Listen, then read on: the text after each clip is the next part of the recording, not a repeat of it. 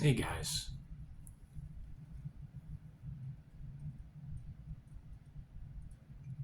Um,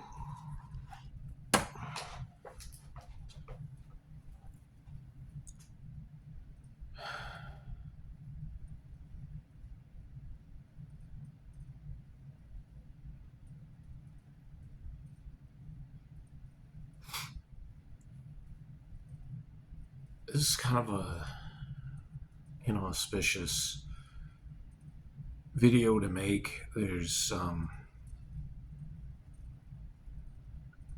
don't know that I have a real reason behind why I'm making it, or if I'm even gonna post it. If I do, I hope you watch the whole thing. Um, this is kind of one of those moments where it's just like, I don't know. Um, I'm feeling extremely vulnerable right now, and that is, if you're watching this, then that means I posted it, and I hope you can appreciate the significance of me saying that out loud on camera, potentially to, one or two viewers, or however many people see this.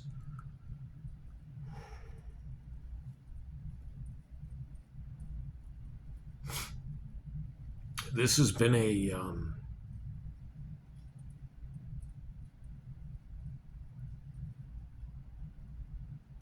weird week.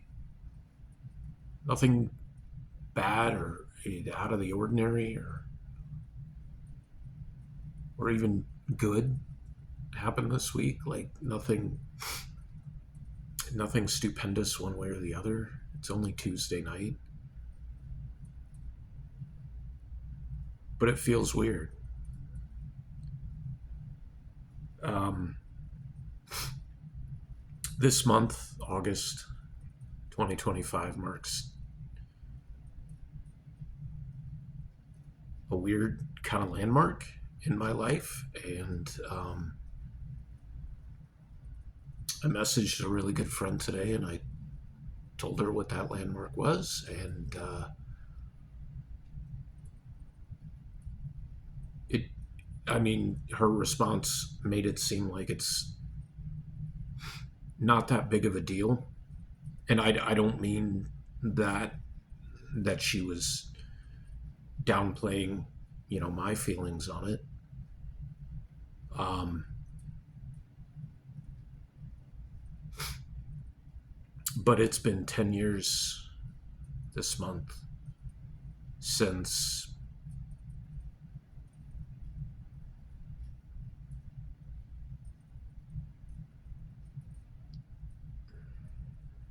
I last dated anybody, and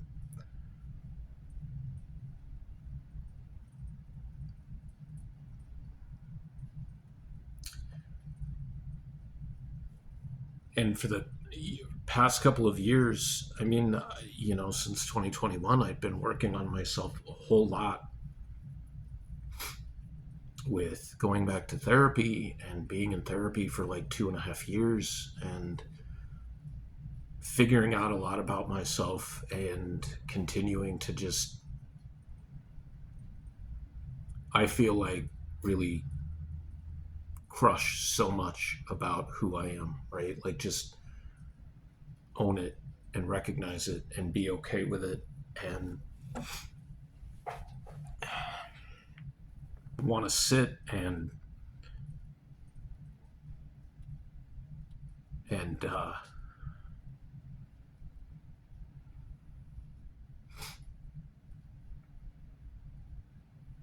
or stand up and fight, for people or along with people with everything going on in the world in the past 10 years, you know?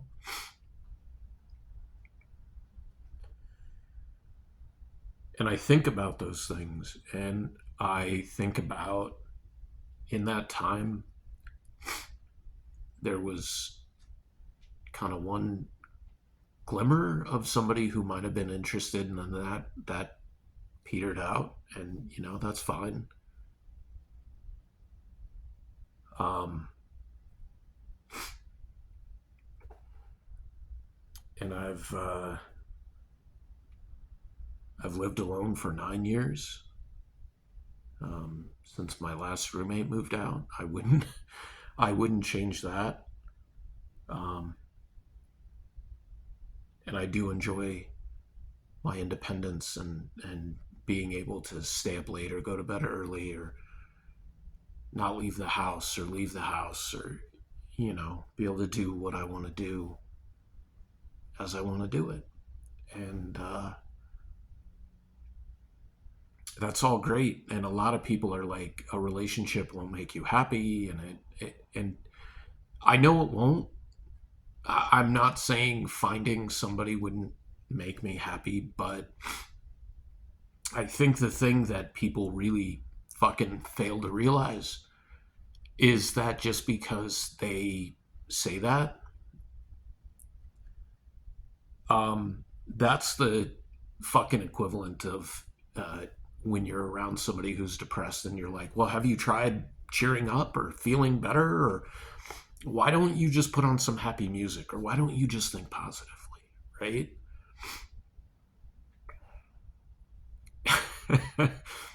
You can say it, I can say it, and it's fine. But it doesn't feel any less lonely. Or at age 47, like maybe this is it, you know?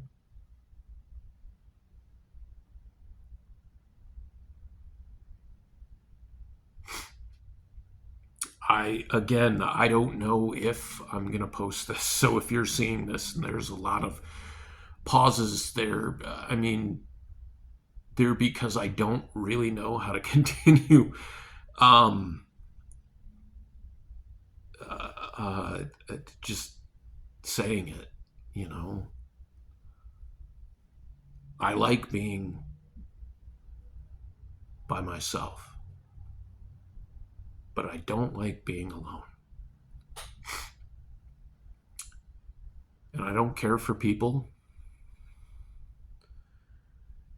because, quite frankly, most people disappoint you because we're flawed, imperfect beings and all that really fun philosophical stuff, you know.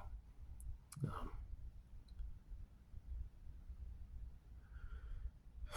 a lot of this hit pretty hard 5 years ago. Um, when the pandemic started, and and it hasn't really stopped since then. Um,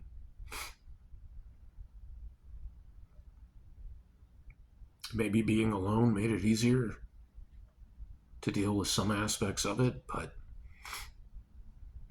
my mom has my stepdad, my dad has my stepmom, my sister has her husband, and here I was in my house.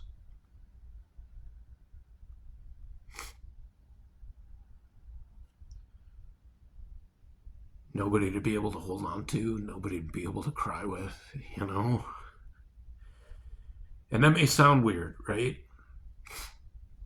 I don't know how people perceive me. I mean, I have a pretty good idea when they see me in public with the tattoos and probably less than a smile on my face, a weird haircut, scrubby clothes. I know what I look like to people, and you know what? I'm fine with that. Part of that is planned and curated, right? I love my tattoos. I'm comfortable in these clothes. And I know that people see me who don't know me and probably think I'm an idiot. And I'm not an intelligent human being, and, you know, somebody who flies off the handle, or, you know. Um,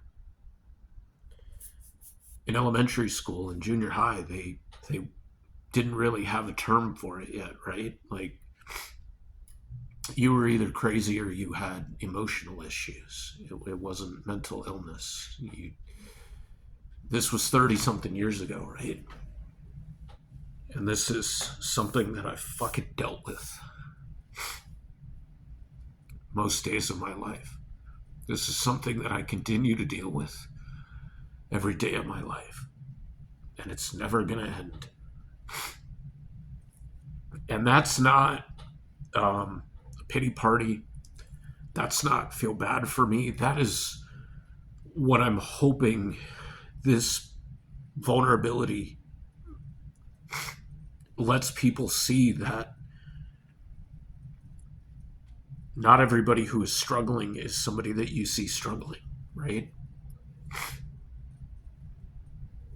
I accept that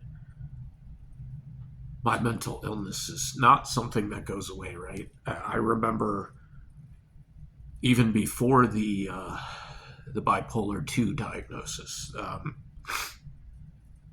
I thought so logically about it, right? Like, I was convinced that there was some way to fix it, some way to not cure it, but every path, every journey has an end, right? Like, so it stood to reason that there was a way to figure that out, that puzzle. And the truth is that that path is the end, right? Because flawed or not, mentally ill or not, having emotional issues or not, being single or not, the path that we all walk is the end. And I don't mean that in a dramatic way. Like, I don't mean that in a suicidal way. I'm not suicidal at all. I'm just thinking and talking. And I'm a little sad. And you know what? 10 years ago, this wouldn't have happened. This might have been me yelling at somebody. This might have been me on my 8th or 9th or 10th or 15th beer, not really feeling anything. So in a way,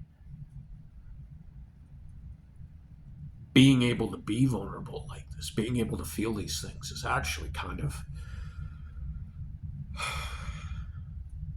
it's kind of nice. Because for a really long time, I drowned myself and numbed everything and made it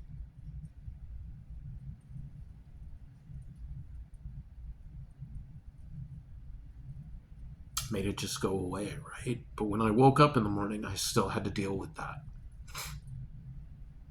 I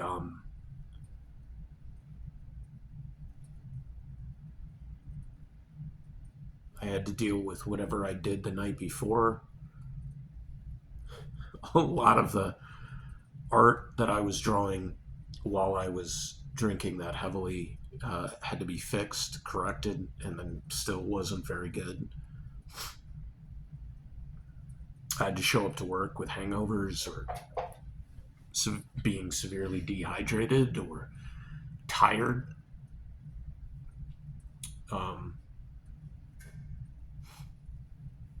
And there's part of me that believes that I did that to myself. Like, I made those conscious choices. Like, I chose to pick up the alcohol the first time, and that I could have ended it at any time. And the honest truth is, I don't know. I know that alcoholism and drug addiction and stuff like that, that's a mental illness, right? Like, it's not something you control. It's not something you wish for. Um,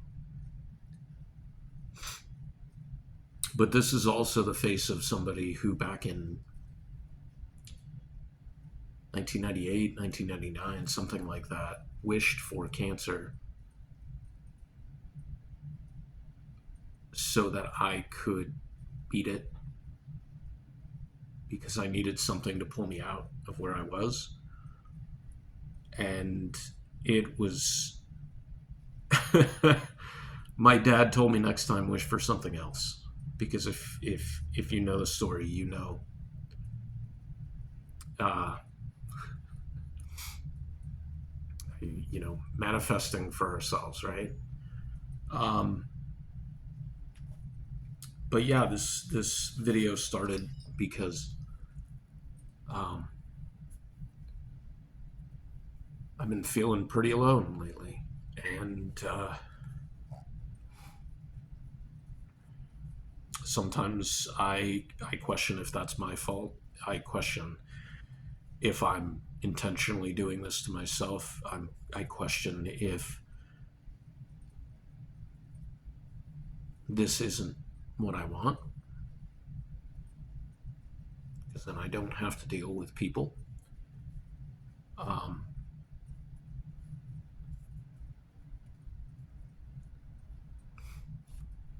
and then things like the 2024 election happens, and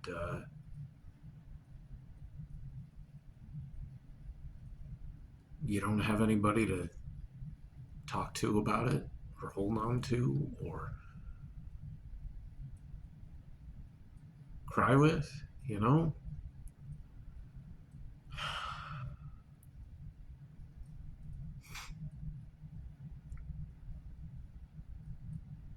So you talk to somebody who is a safe person to talk to, right? For me, that's my mom, because my mom doesn't take it personally when I get upset and I get angry, because it's not directed at her. It's just me needing to get it out.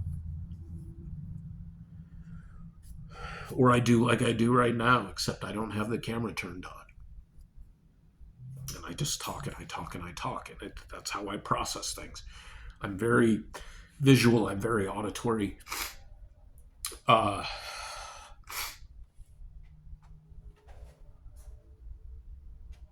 and even then, it doesn't always help, because I have to keep doing it, doing it, doing it. I don't feel like I need to go back to therapy. I don't.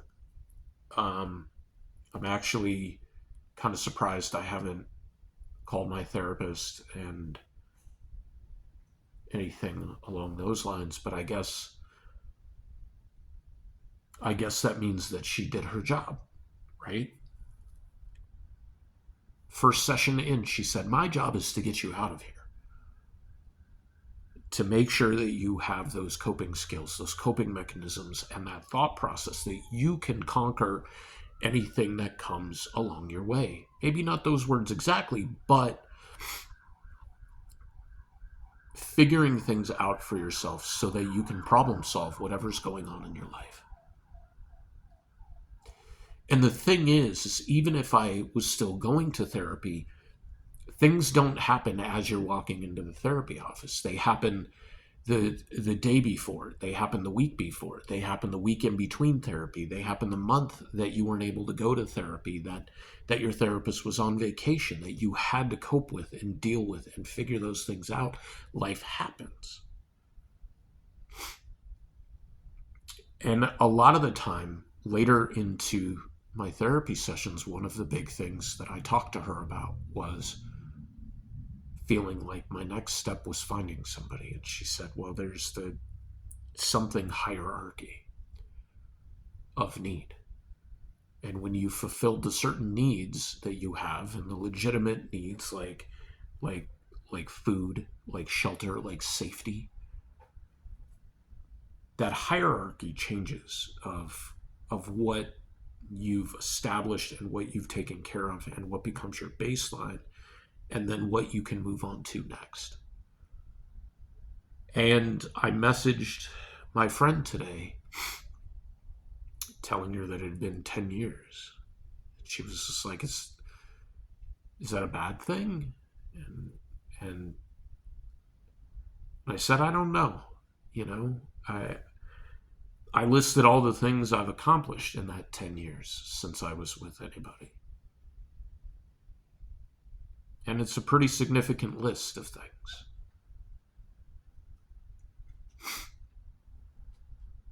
I have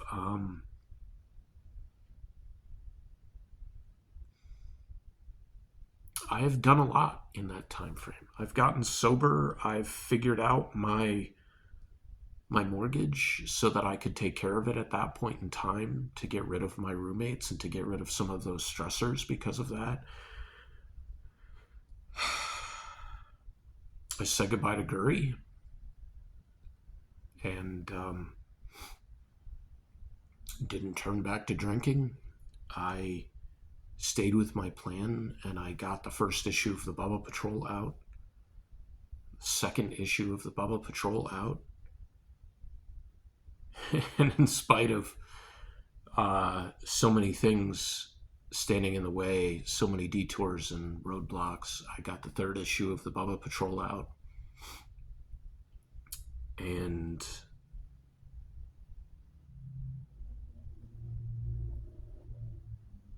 said goodbye to Foley.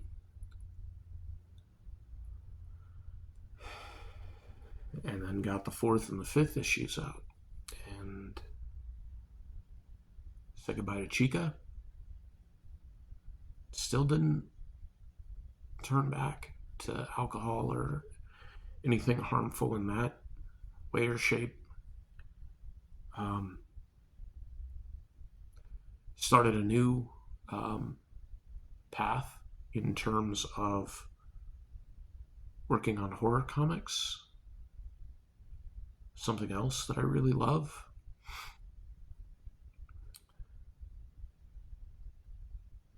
And that taking a few years to get to where I am right now, and just now putting the digital copies of the two horror books onto my Etsy shop, which is also a big accomplishment.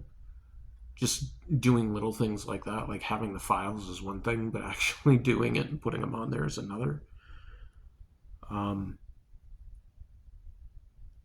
Getting my mortgage refinanced so I could have the yard enclosed with a nice fence for safety. My second bathroom finished.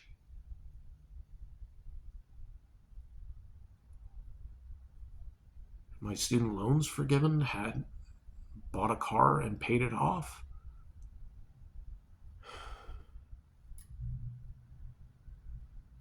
I've done a lot in that 10 years.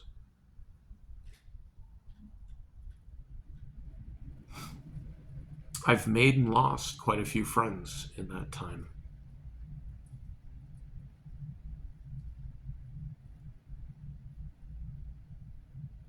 I've made new friends and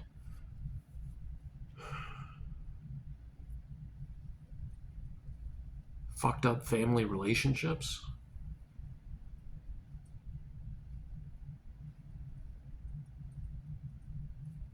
Built a stronger relationship with my dad.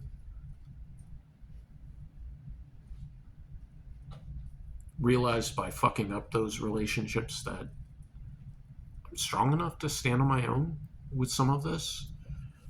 That even if there was a single root cause in disturbing that relationship and putting it off to the side for several years, and it's still never being exactly what it was before, that's going to be okay.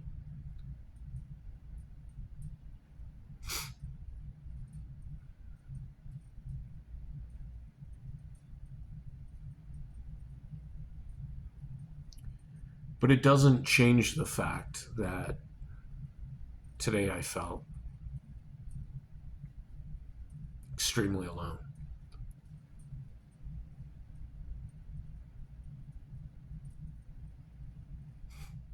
And it's something that I feel a lot, actually. I just don't let that come to the forefront all that often.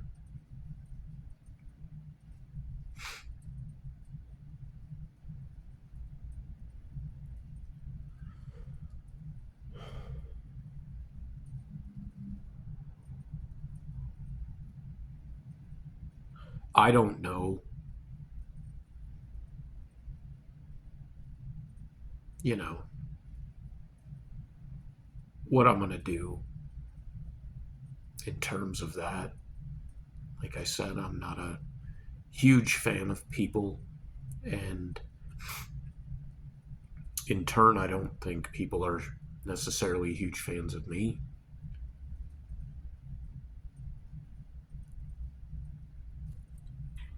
My goal when I started therapy after my aunt died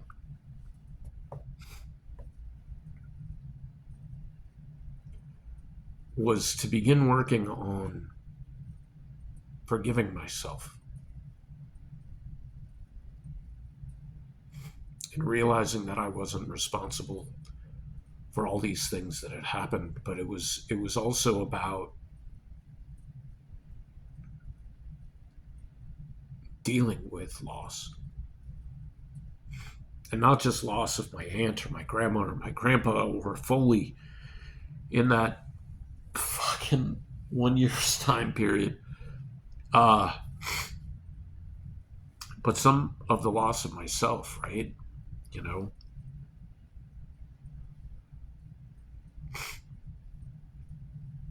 trying to figure those things out, trying to think about who I was and what I wanted to do and who I wanted to be. And just knowing that I wasn't happy, right? That moments and times when I was happy like caused me physical pain and discomfort. And that may sound really weird, but it did. It hurt. It felt awkward to be happy. It felt weird to be happy for too long a period of time.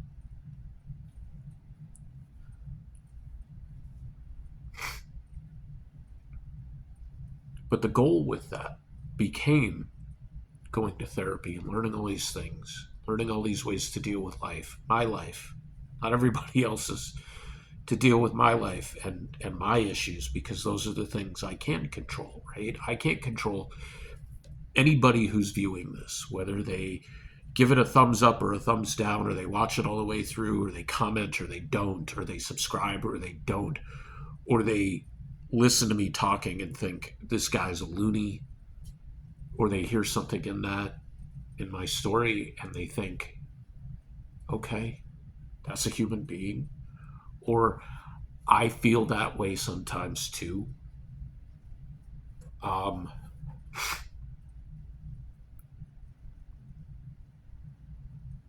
I can't control any of that, right? All I can control is kind of what I'm saying right now. And then if I do or I don't post this. Um, and it all just kind of stemmed from feeling lonely and kind of just wanting to be seen. And it's interesting, like people who don't feel that way don't get it. They're like, well, you were hanging out with friends, and you were hanging out with a friend on Friday, and then you hung out with friends on Saturday and Sunday, and that's not the same thing. And you message people and they message you back, and that's not the same thing.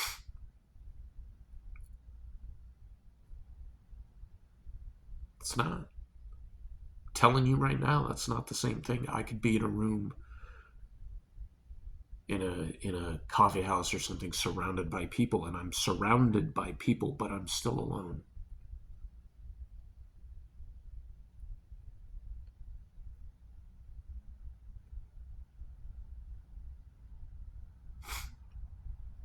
And that's just how I feel.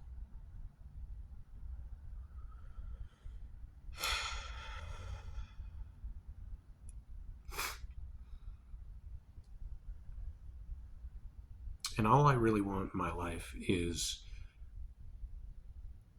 to be happy, you know? I don't mean like overwhelmingly happy.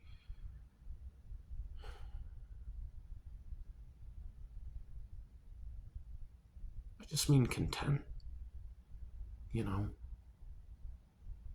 Happy with where I am, what I'm doing, who I am,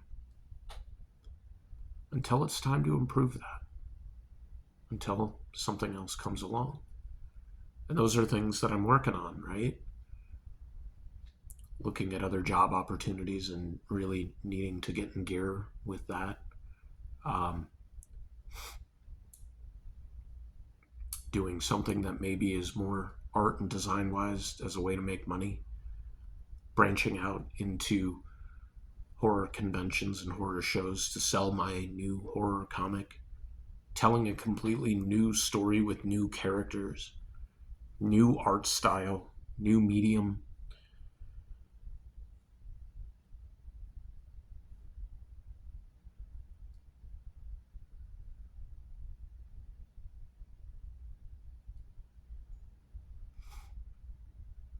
One of the most freeing things I did recently was um,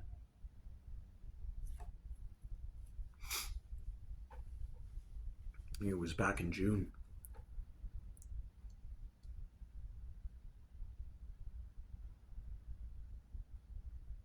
Or was it July? I don't remember. Um, and there was the mass protest, the No Kings Day protest, and my sign. I had my backpack with my supplies, water, first aid kit, sunscreen, all that stuff, right? Covered head to toe, no identifying marks. My hands were covered up, everything. And I was out in 100+ degree heat, burning sunlight.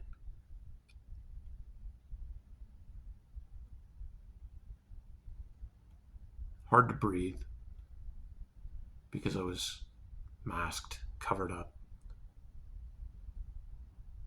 unidentifiable, just part of everything that was going on. An observer, but a willing participant. And I never felt so free in my entire life, right? I could have been anybody. I think that was the thing, you know?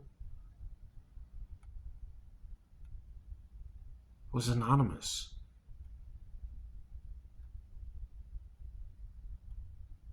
And I think that's the thing with a lot of what I do, a lot of what I've done my entire adult life working in social work, right? It's a very anonymous, very thankless job. It doesn't it doesn't pay very well. But a lot of times you get some really good fulfillment when you help somebody figure something out or you give them the resources and you send them off on their way. And it's not up to you what they do, right? If they succeed, if they fail, if they use the resources or they don't, right? Like you've done your part and you've sent them off into the world. It's just like creating this comic book. Like my job isn't to have you interpret the book a specific way or have you like one character over another or have you read it 5 times or buy it because you like the cover. My job is to create the story and create the characters and do the best job that I can telling this story and then put it out into the world and leave the rest of that up to you. It's a very anonymous and oftentimes thankless job. That's the part of being the artist. That's the part of caring too goddamn much for my own good.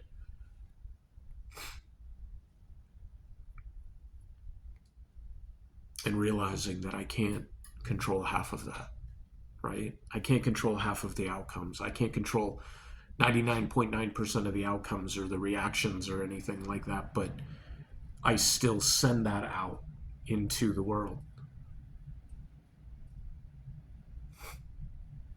whether I wake up and get out of bed every morning or not. Log in.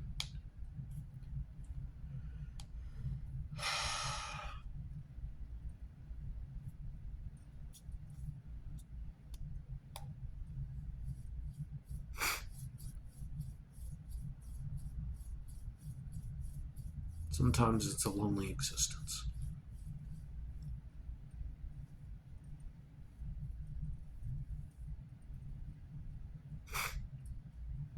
And whether or not that's how I come off,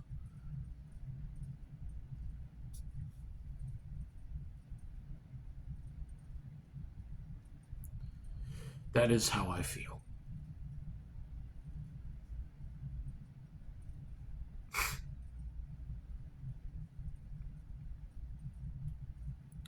If you're watching this, if you watch this all the way to the end, I don't know. Thank you. If any of this made sense to you, I'm glad. If any of these are your feelings too, I hope that this path you're on is also that end as well. And I mean that in the sense that it's both the journey and it's the destination at the same time, right? Everything we do is part of that beginning, middle, and end.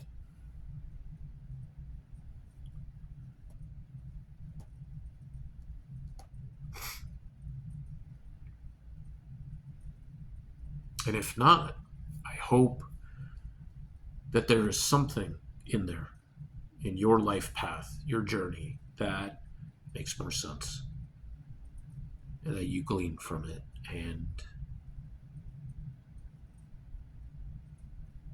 that you're taking care of yourself, right?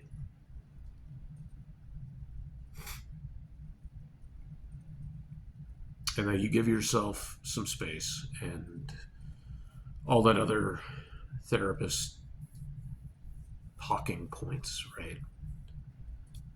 Just be good to yourself, man. We're human beings, we're flawed. That's what makes us perfect. Till next time.